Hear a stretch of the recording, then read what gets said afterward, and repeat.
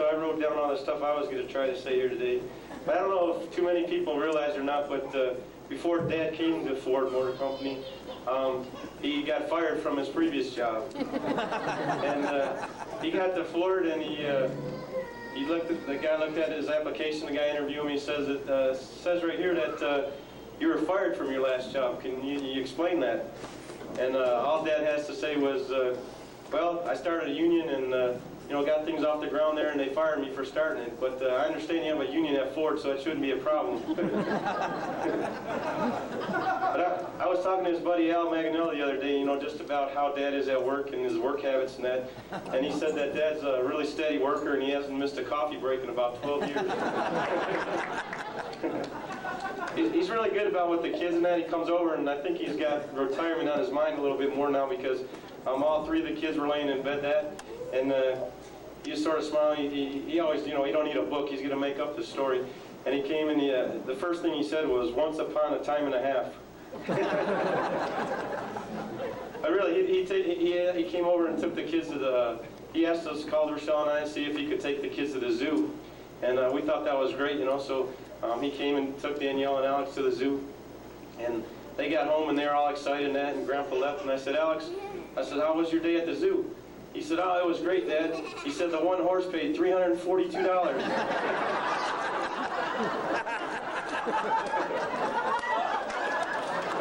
But no, Dad really, he likes to gamble quite a bit, actually, and when he retires, he plans on going to Las Vegas twice a year just to visit his money. But Bob Gurnall's here, and I got a chance to talk to Bob a little bit before the party started here. And Bob was a photographer, and he took a lot of pictures of Dad when he was in the Navy. And Dad used to be a boxer and play baseball and everything. And I wish they had movies or something back there because I would have liked to seen Dad box and that. But the thing is, all the pictures that Bob took, Dad was always getting hit. And I always, he said he was champ for 3 years, and I questioned that. But Bob also told me that he messed up his hands in the ring. And that's because the referee used to kept stepping on him all the time. Jake told me his buddies used to call him, he was on his back so much they used to call him Hooker. But Bob's quite an entrepreneur. He has a lot of different things he's working on that. But even back in the Navy, he used to sell advertisement on the bottom of Dad's shoes so that when he'd fall, people would see that. But no, really, he was a really good boxer in that, and people used to really see him fight, so that's why they used to get there real early, make sure they seen him fight.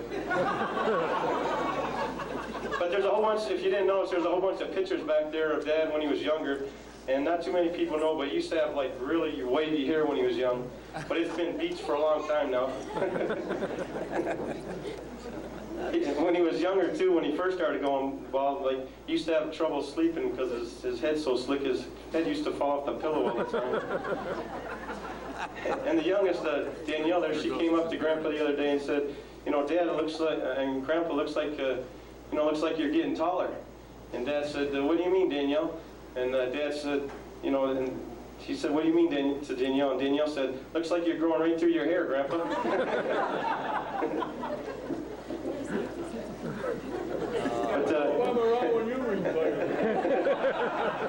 But Dad always taught by example, when Mom died, and a while after that, he started dating that, and it was only Dad and I at the house, and he used to, date every once in a while, and I used to wait up for him, and the one night he didn't come home, and it was already 10:30, 11, so I called my sisters, Dad, you know where Dad is, and that nobody knew.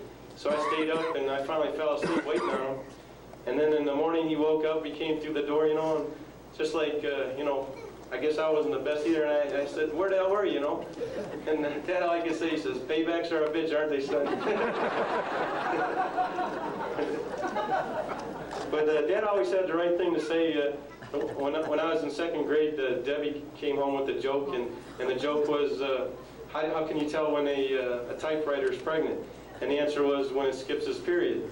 And everyone laughed, and Dad thought it was funny, so I was in second grade, so I went to Sister Diane, and I told her the joke. And she didn't laugh. She told me to go home and ask your sister what it meant. So I went home, and I asked Debbie. I was waiting for her by the door. She came in, I said, I told Sister Diane that joke, and she wants you to explain it to me. And so she said, go see your father. So I sat down, and you know, Dad and Mom were in the kitchen, and they're explaining about the difference between men and women. And I was only in 2nd grade, and he kept getting farther along, and Mom just kept saying, Alfred, that's enough. Alfred, that's enough. But Dee Dee always was, like, with a balloon joke, always well endowed in that. And she was about, I think, I asked Dee Dee today, actually, she said she was 6 or 7, actually, when she had her first training ball. And she thought it was sort of silly to name, so she went up to Dad and said, isn't that a silly name for a bra, a training bra? And Dad just saw it for a minute. He said, yeah, you're right, what do you teach them anyway, you know?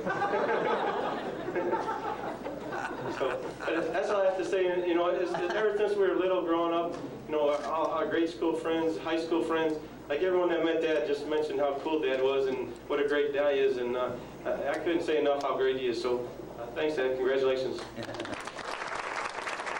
So I guess now the forum is anybody else that wants to come up at any time, just come up and grab a microphone and say something nice.